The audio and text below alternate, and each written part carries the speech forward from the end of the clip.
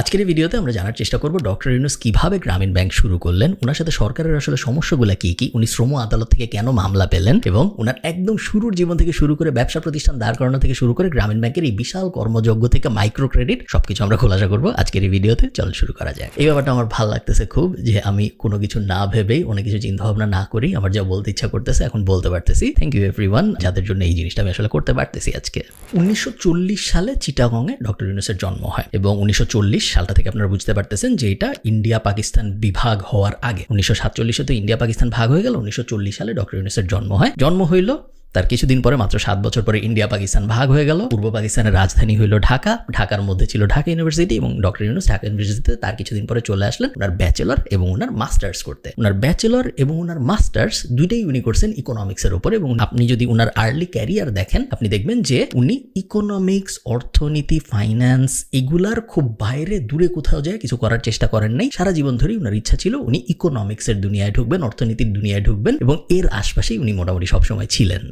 আরেকটা ব্যাপার আমার খুব ইন্টারেস্টিং লাগছে যে ডক্টর ইউনূসের জন্ম হইল ভারতবর্ষে, এরপরে উনি ওনার স্কুল শুরু করলেন ভারতবর্ষে, উনি ওনার ইউনিভার্সিটিতে গেলেন আসলে পাকিস্তানে, টেকনিক্যালি তখন পূর্ব পাকিস্তান পাকিস্তানের অংশ, এবং তারপরে উনি যখন পিএইচডি শেষ করলেন তখন ওইটা হয়ে গেছে বাংলাদেশ। তো ওনার স্টুডেন্ট ক্যারিয়ার যদি আপনি দেখেন প্রত্যেকটা সার্টিফিকেট এক একটা আসলে এক এক দেশের, তার কারণ ওনার দেশই আসলে চেঞ্জ হইতে থাকছে বিভিন্ন রেভলিউশনের কারণে। এটা খুবই ইন্টারেস্টিং একটা ব্যাপার, এরকম খুব বেশি মানুষের সাথে হয়তো হয় না। তো 1960 সালে উনি ওনার ব্যাচেলর এবং মাস্টার্স ঢাকা ইউনিভার্সিটি থেকে শেষ করলো, দুইটাই ইকোনমিক্সে। ঢাকা ইউনিভার্সিটি থেকে মাস্টার্স শেষ করার পর উনি যখন ভাবতেছেন যে এখন কি আমি আসলে চাকরি বাকরি করবো নাকি, ঠিক এই সময় ওনার আমেরিকার একটা ইউনিভার্সিটি থেকে পিএইচডির ফুল স্কলারশিপ অফার চলে আসে এবং এই ফুল স্কলারশিপ অফার নিয়ে উনি আমেরিকায় চলে যান এবং আমেরিকায় উনি ওনার পিএইচডি শুরু করেন। পিএইচডির বিষয় কি ছিল? এগেইন ইকোনমিক্সের আশপাশেরই একটা জিনিস, রুরাল গ্রামে কিভাবে ইনফ্লেশন প্রভাব ফেলে, এটার উপর ভিত্তি করে। ইংলিশ নামটা আরেকটু কঠিন, আমি আপনাদের জন্য বাংলা করে বলতেছি। এই কনসেপ্টটা, এই যে কেন আসলে ইনফ্লেশন রুরাল ইকোনমিতে প্রভাব ফেলে এবং কিভাবে প্রভাব ফেলে,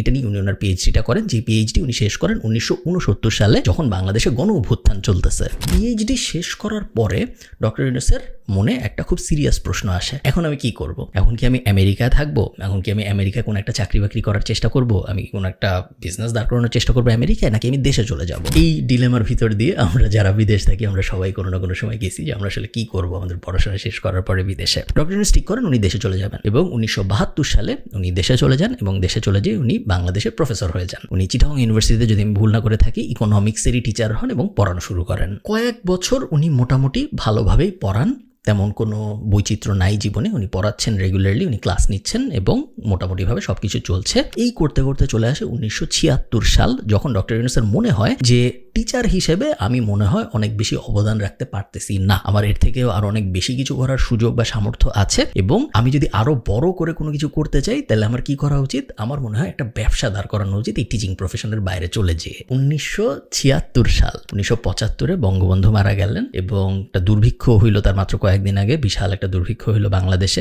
ইকোনমির অবস্থা খুবই খারাপ, পুরা দেশের অবস্থায় ভয়ঙ্কর খারাপ, সবাই যে তলাবিহীন ঝুড়ি এই সেই অনেক কিছু বলতেছে। এরকম একটা সময়ে ডক্টর ইউনূস ঠিক করলেন 1976 সালে এসে যে না, আমি আমার ব্যবসা দাঁড় করাবো। উনি টিচার হওয়ার থেকে ইস্তফা দিয়ে দিলেন এবং কি ব্যবসা? নর্মাল কোনো ব্যবসা না, আমি একটা ব্যাংক দাঁড় করাবো। সেই ব্যাংকের নাম কি হবে? সেই ব্যাংকের নাম হবে গ্রামীণ ব্যাংক।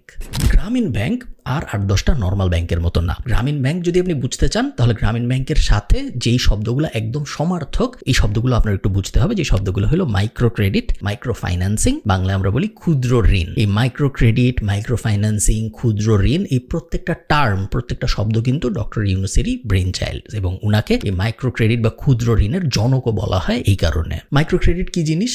মাইক্রো ক্রেডিট বা বাংলায় ক্ষুদ্র ঋণের মানে খুবই সিম্পল। ক্ষুদ্র ঋণ অনেক ছোট টাকার ঋণ এবং এই ঋণগুলা শুধুমাত্র তাদেরকেই দেওয়া হয় যাদের নর্মাল ব্যাংকিং চ্যানেলে নর্মাল ভাবে কোনো ঋণ পাওয়ার আসলে কোনো সুযোগ নাই। আপনি জিনিসটা একটু চিন্তা করেন, মানুষ সাধারণত ঋণ কখন নেয়? মানুষ সাধারণত নর্মালি একটা ব্যাংক থেকে ঋণ তখন নেয়, নর্মাল সিনারিওতে আপনি চিন্তা করেন, মনে করেন আপনি ডাচ বাংলা ব্যাংক থেকে কথার কথা একটা ঋণ নেবেন। ডাচ বাংলা ব্যাংক থেকে আপনি যখন লোন নেবেন তখন আপনি ওই লোনটা কেন নেবেন? আপনার বিশাল একটা ব্যবসা আছে, আপনি ব্যবসা আরো বড় করতে চান, এই জন্য আপনি লোন নেবেন, বা আপনি হায়ার স্টাডিজের জন্য চলে যাচ্ছেন, আপনার এডুকেশন লোন লাগবে, বা আপনি একটা গাড়ি কিনবেন, আপনার একটা কার লোন লাগবে, বা আপনি একটা বাড়ি কিনবেন, আপনার একটা হাউস লোন লাগবে। ট্র্যাডিশনাল লোন বলতে কিন্তু এগুলাকেই বোঝানো হয়। হাউএভার আপনার কিছুই নাই, আপনার জীবনে কিছুই নাই, আপনি খুবই গরিব মানুষ, আপনি একটা ছোট্ট ঋণ পাইলে আপনি 5টা মুরগি কিনতে পারবেন, বা আপনি 2টা ছাগল কিনতে পারবেন, বা আপনি একটা গরু কিনতে পারবেন। এইরকম সিচুয়েশনে আপনি কখনো কোনো ব্যাংকে যে কোনো লোন বা ঋণ পাবেন না, তার কারণ আপনি কোনো কোলাটারাল দিতে পারবেন না, আপনি কোনো কিছু বন্ধক রাখতে পারবেন না ব্যাংকের কাছে যে যদি আমি ঋণ পরিশোধ করতে না পারি তাহলে তুমি এসে আমার এটা নিয়ে নিও, কারণ আপনার কিছু নাই। ইনফ্যাক্ট গ্রামীণ ব্যাংক যে ক্লায়েন্ট পুল গ্রামীণ ব্যাংক যাদেরকে সার্ভ করে তাদের বেশিরভাগের তার আগ পর্যন্ত আসলে কোনো ব্যাংকে অ্যাকাউন্টই ছিল না। সো ব্যাংকের ঋণ নেওয়ার স্বপ্ন তো দূরে থাক, তারা নর্মাল ব্যাংকিং এর ভিতরেই ছিল না, তারা কখনো ব্যাংকে যাইতো না অ্যাকাউন্টের কাজকর্ম করতে। সো ঋণ তো আর অনেক পরের ব্যাপার। এইরকম একটা ক্লায়েন্ট পুলকে টার্গেট করে গ্রামীণ ব্যাংক তাদের ব্যবসা শুরু করে। এখানে আপনি নর্মাল ব্যাংক কেন এই জিনিস করে নাই ভার্সেস গ্রামীণ ব্যাংক কেন এই জিনিস করছে, এই কারণে নর্মাল ব্যাংক কেন মানুষকে মুরগি কেনার জন্য লোন দেয় না, নর্মাল ব্যাংক খারাপ, এইভাবেও জিনিসটা আসলে দেখা যায় না। তার কারণ হলো banking is a business, banking একটা ব্যবসা, এবং এই ব্যবসায় ব্যাংক যখন কাউকে ঋণ দেয় তখন সেই ঋণের এগেইনস্টে ব্যাংক যে ইন্টারেস্ট পায় সেই ইন্টারেস্ট দিয়েই আসলে ব্যাংক অপারেট করে, ওই ইন্টারেস্টটাই আসলে ব্যাংকের জন্য profit quote and quote. So কাউকে যখন 2টা মুরগি কেনার জন্য লোন দেওয়া হয় তখন ওই লোন হয় বা কয় টাকার, আর ওই কয় টাকা ইন্টারেস্টই বা আসে কয় টাকার, খুব বেশি না। এই কারণে প্রাইভেট ব্যাংক বলেন বা ইভেন গভর্নমেন্ট ব্যাংক বলেন, তারা এরকম ছোট ছোট ঋণ, ক্ষুদ্র ঋণের প্রতি খুব একটা আগ্রহী হয় না। তারা 100, 200, 500, 600 কোটি টাকার ঋণের ব্যাপারে আগ্রহী হয়। বড় ঋণে বড় ইন্টারেস্ট মানে ব্যাংকের বড় লাভ। সো বিজনেস ওয়াইজ যদি আপনি চিন্তা করেন, এই ক্ষেত্রে আপনি ব্যাংককে কখনো দোষ দিতে পারবেন না যে না তুমি কেন ক্ষুদ্র ঋণ দিতা না। গ্রামীণ ব্যাংক লোন দেওয়া শুরু করে এবং গ্রামীণ ব্যাংক ব্যাপকভাবে জনপ্রিয় হওয়া শুরু করে গ্রামগঞ্জের মানুষের ভিতরে, এবং এই সময়ই ডক্টর ইউনূসের বিরুদ্ধে প্রথম অ্যালিগেশনটা আসে। প্রথম অ্যালিগেশন কিন্তু শুধুমাত্র বাংলাদেশের ভিতর থেকে আসছে তা না, নরওয়ে ভিত্তিক ডকুমেন্টারিতে, এবং গ্রামীণ ব্যাংক যেহেতু ততদিন আস্তে আস্তে ছড়ায় যাওয়া শুরু করছে, পৃথিবীর অনেক দেশে মাইক্রো ক্রেডিট ব্যাপারটা শুরু হয়েছে, অনেক জায়গা থেকে ইভেন ইন্ডিয়া থেকেও এরকম অ্যালিগেশন আসা শুরু হয় যে মানুষজন ঋণের টাকা পরিশোধ করতে না পেরে নিঃস্ব হয়ে যাচ্ছে, গ্রামীণ ব্যাংক নাকি তাদের বাড়ি ঘর টর সব উঠায় নিয়ে চলে যাচ্ছে। এই কথা বেশিরভাগ সময় সত্যি না, তার কারণ গ্রামীণ ব্যাংক, যেটা আমি একটু আগে বললাম, কোনো কোল্যাটারাল দাবি করে না। গ্রামীণ ব্যাংককে বলতে হয় না যে আমি যদি আপনার ঋণ পরিশোধ করতে না পারি তাহলে আপনি আমার গরু নিয়ে চলে যান, এরকম বলতে হয় না। তাহলে প্রশ্ন আসতে পারে যে যদি কোনো কোল্যাটারাল ছাড়া আমি ঋণ দেই তাইলে এটা কি আমার জন্য অ্যাজ আ ব্যাংক গ্রামীণ ব্যাংকের জন্য এটা কি খুব বড় ধরনের একটা রিস্ক না? যে আসতেছে মুরগি কেনার জন্য, গরু কেনার জন্য, তাকে আমি ঋণ দিয়ে দিচ্ছি, সে যদি পরিশোধ করতে না পারে তাহলে আমি কিছুই করতে পারবো না। এটা যদি সে জানে তাহলে সে ওটার অ্যাডভান্টেজ নিতে পারে। থিওরিটিক্যালি প্রশ্নটা সত্যি, বাট এই জিনিসটা খুব বেশি হয় না। তার কারণ গ্রামীণ ব্যাংক এখানে একটা ইউনিক মডেল এস্টাবলিশ করছে যেটা আর কোনো ব্যাংক করে না, সেটা হলো পিয়ার সাপোর্ট লেন্ডিং। মানে হইলো গ্রামীণ ব্যাংক মনে করেন একটা গ্রামে গেল, একটা গ্রামে যে বললো যে তোমরা 10 জন আমার কাছ থেকে লোন নাও, কোনো সমস্যা নাই, কিন্তু তোমাদের এই গ্রামের ভিতরে যদি 2 জন লোন পরিশোধ না করে তাহলে বাকিদের আমরা আর কখনো লোন দিব না। সো একটা পিয়ার নেটওয়ার্ক, একটা গ্রুপ টাইপ করে দেওয়া হয়, যেখানে ওই গ্রুপের 10 জনই গ্রামীণ ব্যাংকের কাছ থেকে লোন নিছে, ওই গ্রুপের 10 জনই নিয়মিত ওই লোনের টাকা পরিশোধ করতেছে, এবং গ্রামীণ ব্যাংক থেকে বলা হয় এই 10 জনের ভিতরে 2 জন যদি লোন আমাদের আর পরিশোধ না করে পরের মাসে, তাহলে বাকি 8 জনও কিন্তু এফেক্টেড হবে, কারণ আমরা আমাদের অপারেশন গুটায় চলে যাবো, বা আমরা এই পুরো গ্রুপটার ভিতরেই আর লোন টোন দিব না। অনেক সিম্পলিফাই করে বলতেছি, বাট এইগুলো হলো গ্রামীণ, যেহেতু ওদের কোলাটারাল নেওয়ার সিস্টেম নেই, এইগুলো হলো গ্রামীণ ব্যাংকের স্টাইল ইনশিওর করার জন্য যে না আমরা আমাদের লোনের টাকা যেন ফেরত পাই। এই মাইক্রো ক্রেডিট ব্যাপারটা নিয়ে সমালোচনাও আছে, এবং মাইক্রো ক্রেডিট ব্যাপারটা নিয়ে বিশাল রিসার্চও আছে। মেইন যে সমালোচনা সেটা হলো মাইক্রো ক্রেডিট কি আসলেই কাজ করে নাকি করে না। অনেকেই বলেন যে এইসব ক্ষুদ্র ঋণ দিয়ে আসলে মনে হয় তেমন কোনো কাজে আসে না, বড় ঋণ, বড় টাকা পয়সার ডিল, বড় এম্পাওয়ারমেন্ট, বড় ইনস্টিটিউশনাল লোন, এগুলো বাদ দিয়ে একদম ক্ষুদ্র 500, 1000, 2000, 4000, 5000 টাকার ঋণ দিয়ে মনে হয় তেমন কোনো লাভ হয় না। এটা একটা সমালোচনা মাইক্রো ক্রেডিট ব্যাপারটার উপরে, গ্রামীণ ব্যাংকের উপরে না, এবং এটা নিয়ে অনেক রিসার্চ হয়েছে। বেশিরভাগ রিসার্চে দেখা গেছে মাইক্রো ক্রেডিটের কিছু ইউনিক বেনিফিট আছে, যে বেনিফিটগুলো অন্য কোনো ক্রেডিট সিস্টেমের নাই। 1 নম্বর বেনিফিট হইল উইমেন এম্পাওয়ারমেন্ট। গ্রামীণ ব্যাংকের বেশিরভাগ লোন গ্রহীতা নারী, 96 বা 97%, আমি এক্স্যাক্ট নাম্বারটা বলতে পারবো না, বাট এই 96 খুব ভয়ঙ্কর রকম হাই অ্যামাউন্ট হইলো নারী। এবং এই নারীরা যখন গ্রামীণ ব্যাংক থেকে লোন নিচ্ছেন এবং লোন পরিশোধ করতেছেন এবং এম্পাওয়ার্ড হচ্ছেন, লোন নিয়ে ওনারা কি করতেছেন, ওনারা ছোট একটা ব্যবসা দাঁড় করাচ্ছেন, ওনারা কিছু যে এগেইন মুরগি, গরু, ছাগল এক্সাম্পল, বা ছোট একটা ফার্ম দিচ্ছেন, এরকম কাজকর্ম করতেছেন। এই টাকা ইনকাম ওনারা যখন নিজেরা করতেছেন ওই গ্রামের ভিতরে, এই নিজের ছোট্ট একটা গোষ্ঠীর ভিতরে, তখন ওনারা নিজেরা এম্পাওয়ার হচ্ছেন। এম্পাওয়ার হওয়ার মানে কি? এম্পাওয়ার হওয়ার মানে হইলো ওনার মেয়েকে তারপরে যখন ঠিক হচ্ছে যে 13 বছর বয়সে বিয়ে দেওয়া হবে, তখন ওই মাটা বলতে পারতেছেন যে না আমি 13 বছর বয়সে আমার মেয়েকে বিয়ে দিব না। তখন ওনার হাজবেন্ড যখন বলতেছে যে বিয়ে দিবা না কেন, দিতেই হবে, তখন এই মাটা আবার বলতে পারতেছেন যে তুমি চাইলে না খাওয়াইতে চাইলে না খাওয়া। এই যে এম্পাওয়ারমেন্ট, যেটা শুধুমাত্র তখনই আপনার জন্য আসে যখন আপনার ফাইন্যান্সিয়াল ক্যাপাবিলিটি বাড়ে, ওই ব্যাপারটা গ্রামীণ ব্যাংক এনশিওর করেছে বাংলাদেশের নারীদের মধ্যে, যেটা আগে ওরকম ছিল না। এবং এই নারীদের এম্পাওয়ারমেন্টকে বলা হয় গ্রামীণ ব্যাংকের লোনের সবচেয়ে বড় বেনিফিটগুলোর একটা।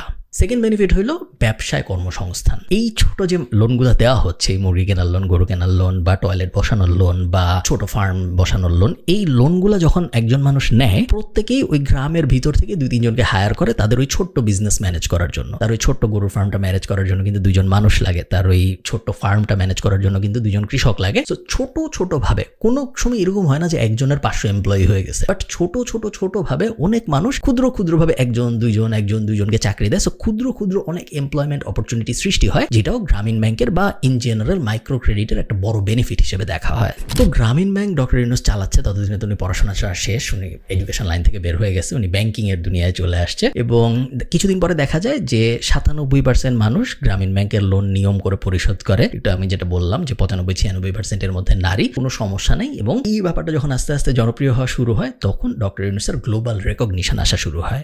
বাংলাদেশের প্রত্যেকটা গ্রামে গ্রামীণ ব্যাংক তো যাই, একই সাথে বাংলাদেশের বাইরে পৃথিবীর বিভিন্ন জায়গায় মাইক্রো ক্রেডিটের কনসেপ্টটা বিস্তার হওয়া শুরু হয়। ডক্টর ইউনূস প্রত্যেকদিন এক দেশ থেকে আরেক দেশে ইনভাইটেশন পায়, প্রত্যেকটা দেশে উনি যায়, ওই দেশে মাইক্রো ক্রেডিট এস্টাবলিশ করার ব্যাপারে হেল্প করা শুরু করে। অনেক সময় ওরা গ্রামীণ ব্যাংকে টাকা দিয়ে এক্সপার্ট হায়ার করে নিয়ে যায়, অনেক সময় ডক্টর ইউনূস নিজেই যায়। মাইক্রো ক্রেডিট ব্যাপারটা পুরো দুনিয়ায় জনপ্রিয় হওয়া শুরু হয়। এখানে আমি একটা ইন্টারেস্টিং ব্যাপার বলে রাখি, আপনাদের অনেকেই হয়তো ব্যাপারটা মজা পাবেন। গ্রামীণ ব্যাংক যখন এক্সপ্যান্ড করা শুরু করে, তখন গ্রামীণ ব্যাংক বিভিন্ন ধরনের এক্সট্রা ইনিশিয়েটিভ নেয়, শুধুমাত্র ওই লোনের সম্পর্কটা থেকে বের হয়ে আরো সাইড ভেঞ্চার শুরু করে গ্রামীণ ব্যাংক। এবং এই সাইড ভেঞ্চারগুলোর মধ্যে একটা ছিল গ্রামীণ টেলিকম, যেটা হলো গ্রামে গঞ্জে টেলিকম কমিউনিকেশন, এই ব্যাপারটা বাড়ানোর জন্য গ্রামীণ ব্যাংকের একটা প্রজেক্ট ছিল গ্রামীণ টেলিকম।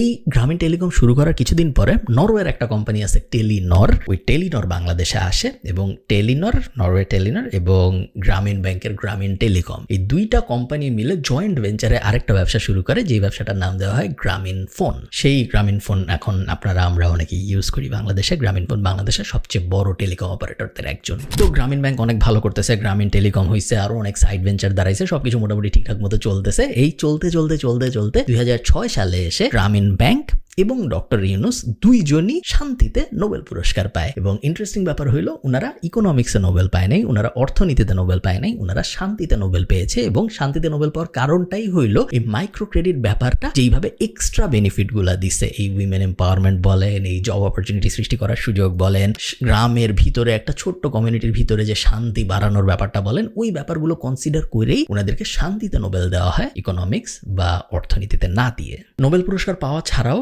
মোটামুটি আপনি যদি পুরস্কারের লিস্ট দেখেন, ডক্টর ইউনূসের পুরস্কার গুণে আপনি শেষ করতে পারবেন না, ওইদিকে আমরা না যাই। মোটামুটি ভাবে পুরা দুনিয়ার যত প্রেস্টিজিয়াস পুরস্কার আছে, ওগুলার সবকিছুই ডক্টর ইউনূস বা গ্রামীণ ব্যাংক অথবা ওনারা দুইজনই পেয়েছেন। তো ওই লিস্টে আমরা না যাই। আমার মনে আছে আমি তখন স্কুলে পড়ি, যখন ডক্টর ইউনূস নোবেল পায়, বিশাল সেলিব্রেশন হয়। সরকার ছিল সম্ভবত তখন বিএনপি, এবং বিএনপি বলেন, আওয়ামী লীগ বলেন, সবাই বিস্তর সেলিব্রেশন করে। কারো মধ্যেই কোনো ধরনের কোনো সমস্যা ছিল না ডক্টর ইউনূসকে নিয়ে। ওই সময় যখন তিনি নোবেল পান, বিশাল সংবর্ধনার আয়োজন করা হয়, এবং পুরা দেশ হিসেবে আমরা অনেক হ্যাপি হই ওই সময় যে আমাদের দেশের একজন নোবেল পুরস্কার পেয়েছেন।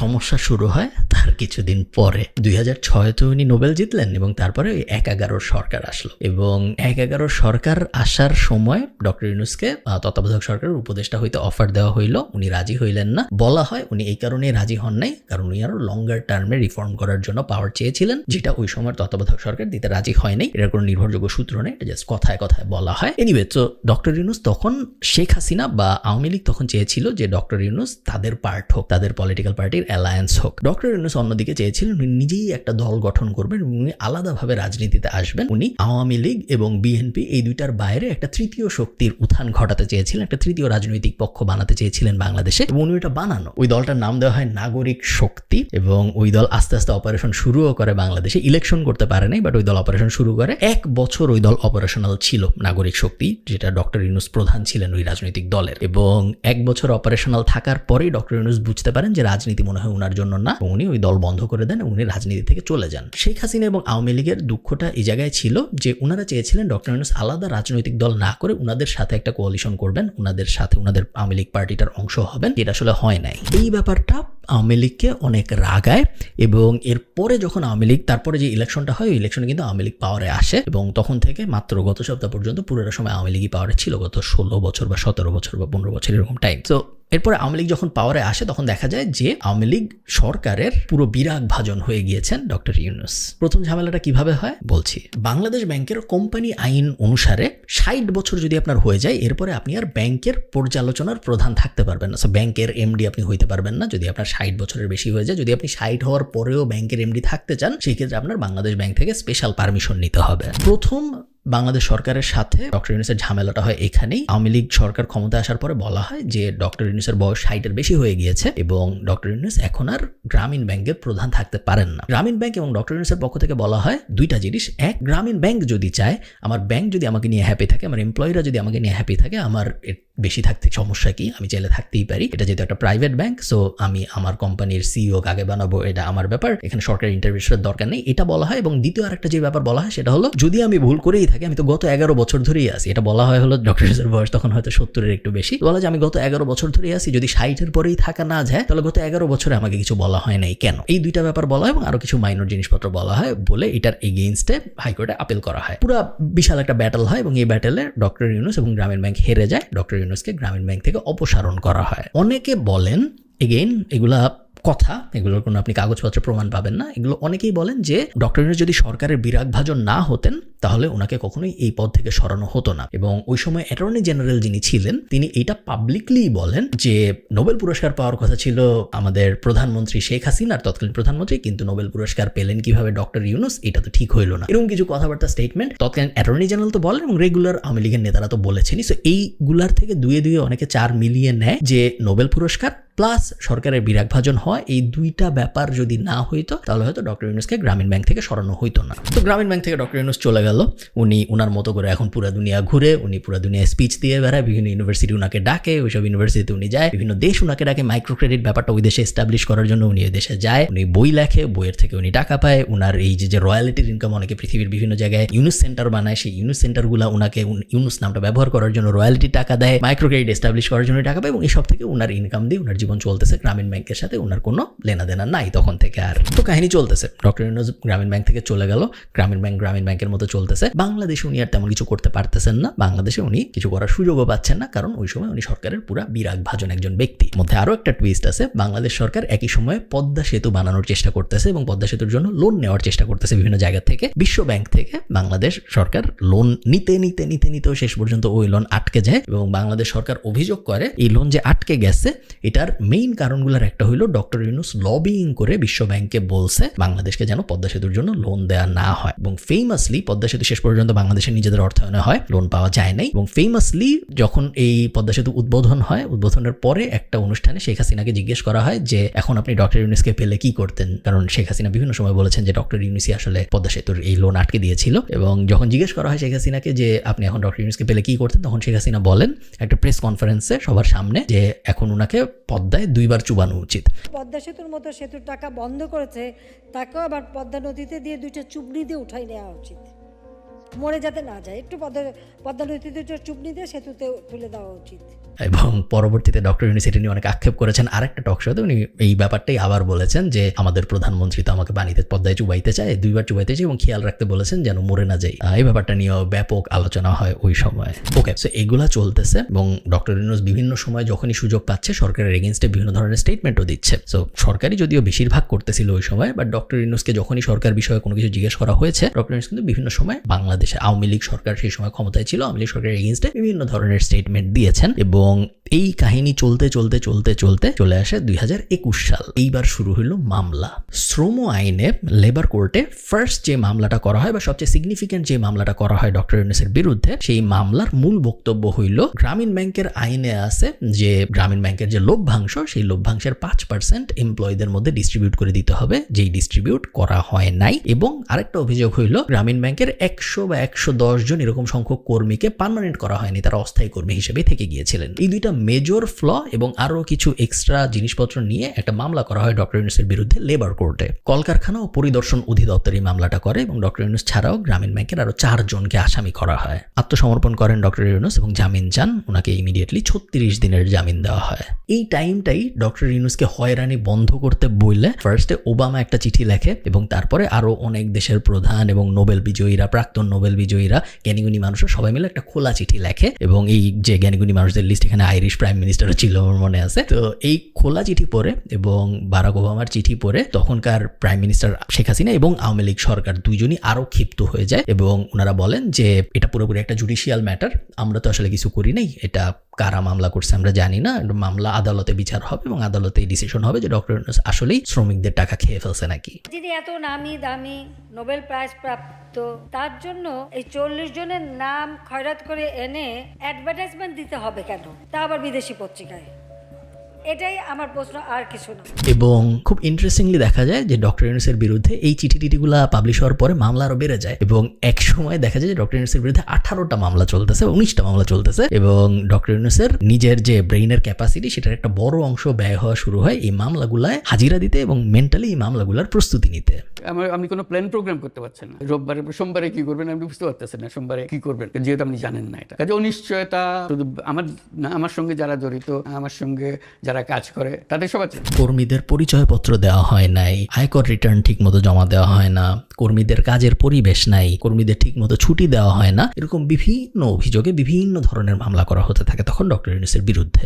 এগেইন এই কথার কতটুকু সত্যতা আছে আমি জানি না, আপনারা যারা হাইকোর্টে কাজ করেন তারা হয়তো আমাকে কমেন্টে বলতে পারবেন। ডক্টর ইউনূসের বিরুদ্ধে যেহেতু এখন অনেকগুলো মামলা চলতেছে, 18টা 19টা, সো ডক্টর ইউনূসকে কিছুদিন পরপরই আদালতে হাজিরা দিতে হইতো জামিনের জন্য। বলা হয় যে ডক্টর ইউনূস যখন আদালতে আসতেন তখন মামলাগুলো শুনানি হইতো একদম উপরের দিকের কোনো একটা ফ্লোরে, 8th ফ্লোরে বা 9th ফ্লোরে, 8 তলা 9 তলায় এই মামলাগুলো শুনানির জন্য রাখা হইতো, এবং কোনো একটা কারণে ডক্টর ইউনূস যখনই হাজিরা দিতে আসতেন শুনানির সময় তখনই ওই আদালতে, যে আদালতে উনি যাইতেন, ওটার লিফট কাজ করতো না। এটার কতটুকু সত্যতা আছে আমি জানি না, সত্যতা যদি থেকে থাকে তাহলে জিনিসটা খুবই খুবই খুবই স্যার একটা ব্যাপার, বাট আপনারা আমাকে কমেন্টে জানাতে পারেন কেউ যদি ডিরেক্টলি দেখে থাকেন এরকম। যাই হোক, ফাইনালি 2024 সালের জানুয়ারি মাসে আমরা জানতে পারি যে ডক্টর ইউনূসের 6 মাসের জেল হয়েছে। শুধু জেল হয়েছে তা না, ডক্টর ইউনূসের জেলের সাথে 5,000 টাকা জরিমানাও হয়েছে, এবং পুরাটাই ওই ফার্স্ট মেইন মামলাটাকে কেন্দ্র করে আদালত রায় দেয় যে ডক্টর ইউনূস এখন একজন আসামি। রায়ের পরে আদালতের বাইরে এসে ডক্টর ইউনূস বেশ আবেগঘন একটা প্রেস কনফারেন্স ঠিক না, মানে সাংবাদিকরা দাঁড়ায় ছিল তার কথা শোনার জন্য। সো ডক্টর ইউনূস যখন আদালত থেকে বাইরে আসেন উনি খুব ইন্টারেস্টিং একটা কথা বলেন। উনি বলেন, যে দোষ আমরা করি নাই সেই দোষের ওপরে শাস্তি পেলাম, এটা আমাদের কপালে ছিল, জাতির কপালে ছিল, জাতির কপালে যেটা ছিল আমরা সেটা বহন করলাম। এরপরে উনি ওটার আপিল করেন যে এটা ঠিক হয় নাই, এবং আপিলের কার্যক্রম শুরু হয়। আপনি চিন্তা করেন একটা মানুষের জীবন কতটা ইন্টারেস্টিং। আপনারা অনেকেই জানেন প্যারিস অলিম্পিক, যেটা 2024 অলিম্পিক, ওই অলিম্পিকে ডক্টর ইউনূস প্রধান অতিথিদের একজন, এবং ডক্টর ইউনূসের জীবনটা কি ইন্টারেস্টিং ফেজে ছিল চিন্তা করেন। একদিকে উনি শ্রম আদালতে ওনার বিরুদ্ধে রায় হইল যে উনি আসামি, ওনার 6 মাসের জেল এবং 5,000 টাকা জরিমানা, উনি ওটার বিরুদ্ধে আপিল করলেন। আপিলের শুনানি শুরু হইল। শুনানি চলতে চলতে উনি চলে গেলেন প্যারিসে, কারণ উনি প্যারিসে অলিম্পিকের প্রধান গেস্টদের মধ্যে একজন, এবং প্যারিস অলিম্পিকের ওনার ডক্টর ইউনূসের একটা নতুন কনসেপ্ট আছে 3-0, ওটা নিয়ে আলাদা একটা ভিডিও বানানো যাবে হয়তো যদি দরকার হয়। ওই 3-0 ব্যাপারটা ফ্রান্স চায় প্রমোট করতে, এবং এই কারণে ওনাকে প্যারিস অলিম্পিকের প্রধান গেস্টদের একজন বানানো হয়েছিল। তো ডক্টর ইউনূসের পিকুলিয়ার লাইফটা আপনি চিন্তা করেন, একদিকে শ্রম আদালতে ওনার বিরুদ্ধে একটা মামলা উনি আসামি হয়েছে, ওটার আপিল চলতেছে, অন্যদিকে আরো 17-18টা মামলা এমনিতে চলতেছে, দেশে ওনার খুব বাজে অবস্থা, কিন্তু বাকি দুনিয়ায় উনি আবার একটা প্রেস্টিজ গেস্ট, ওনার জন্য পুরা দুনিয়া পাগল, পুরা দুনিয়া ওনাকে ডেকে নিয়ে যাচ্ছে, এরকম ভালো ভালো ভালো ভালো প্রিমিয়াম জায়গাগুলো গেস্ট বানানো হচ্ছে, পুরাপুরি মুদ্রার এপিট ওপিট চিত্র ওনার দুই দিকে। এই চলতে চলতে উনি যখন প্যারিসে অলিম্পিক দেখছেন, এই অলিম্পিক ব্যাপারটা চলতে চলতে বাংলাদেশে ছাত্র আন্দোলন তুমুল আকার ধারণ করে, এবং ছাত্র আন্দোলনের মুখে শেখ হাসিনা পদত্যাগ করেন, এবং শেখ হাসিনা পদত্যাগ করার পরে ছাত্র আন্দোলনের মেইন যারা ছিল, আপনারা কাহিনী এর পরে মোটামুটি জানেন, ওনারা ডক্টর ইউনূসের সাথে যোগাযোগ করেন। ডক্টর ইউনূসের সাথে যোগাযোগ করে ওনাকে বলা হয় যে অন্তর্বর্তীকালীন সরকারের প্রধান উপদেষ্টা উনি হইতে রাজি নাকি। উনি রাজি হন, উনি প্যারিস থেকে বাংলাদেশে রওনা দেন, এবং তখন আরো কিছু ইন্টারেস্টিং ব্যাপার ঘটে। উনি যে মামলার আপিল করছিলেন, ওনার যে 6 মাসের জেল হইল এবং 5,000 টাকা জরিমানা হইল, ওই আপিলের শুনানি হঠাৎ করে একদম স্পিড আপ হয়ে পরের দিনই চলে আসে। ডক্টর ইউনূস বাংলাদেশে নেমে জানতে পারেন যে ওনার আপিলের শুনানি হয়ে গেছে এবং ওনাকে বেকসুর খালাস দেওয়া হয়েছে। এই খালাস দেওয়ার একদিন পরে উনি অন্তর্বর্তীকালীন সরকারের প্রধান উপদেষ্টা হিসেবে শপথ নেন। ডক্টর ইউনূসের জীবন যে ফ্যাসিনেটিং এবং ইন্টারেস্টিং, এত ইন্টারেস্টিং জীবন আমার মনে হয় খুব কম মানুষেরই এক্সপিরিয়েন্স করার সুযোগ হয়েছে। এই কারণে ডক্টর ইউনূসকে অবশ্যই অনেক অনেক কংগ্রাচুলেশনস।